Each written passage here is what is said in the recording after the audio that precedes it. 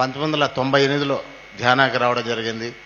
ఈరోజు కూడా ఆ రోజు నుంచి ఈ రోజు వరకు నేను వర్క్ చేసుకుని పోతున్నాను. ఈరోజు తిరుపతిలో ఈ యజ్ఞం జరుగుతుందంటే బ్రహ్మర్షి పితామహ పత్రిజీ గారు 7 రోజులు కార్యక్రమం అయిపోయినాక తిరుమల కొండపైన ఒక 4 వెళ్ళాం.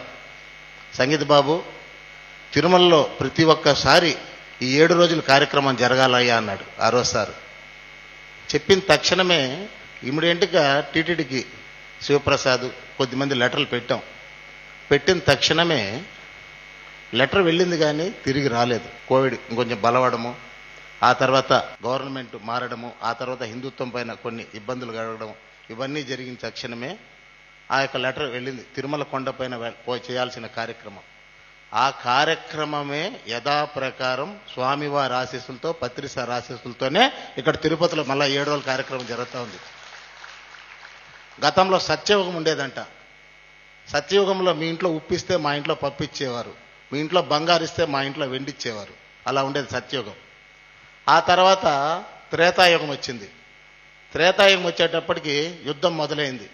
రావణాసురుడు సీతమ్మ వారిని ఎత్తుకొని పోవడము, ఆంజనేయ స్వామి ప్రదేశాన్ని కనిపెట్టడము, రామలక్ష్మణులు వెళ్ళడము, యుద్ధంలో రావణాసురుడు సంహరించడము, సీతను తీసుకురావడం, ఇలా ఆ యుద్ధం అంతా సముద్రం పైనే జరుగుతూ వచ్చింది.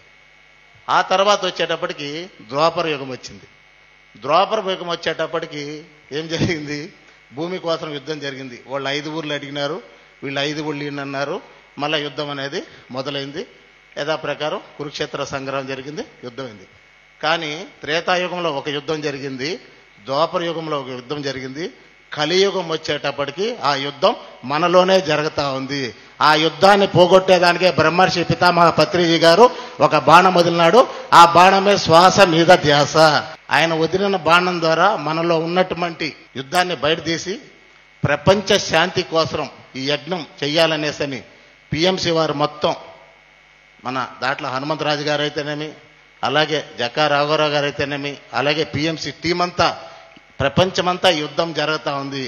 ఈ యుద్ధాన్నంతా పోగొట్టి అద్భుతంగా మనం జీవించాలి అనే ఉద్దేశంతోనే పిఎంసి వారు ఇక్కడ తిరుపతిలో పెట్టడం జరిగింది. ఆ పిఎంసి టీంకంతా గట్టిగా చప్పలు కొట్టుకుంటాం.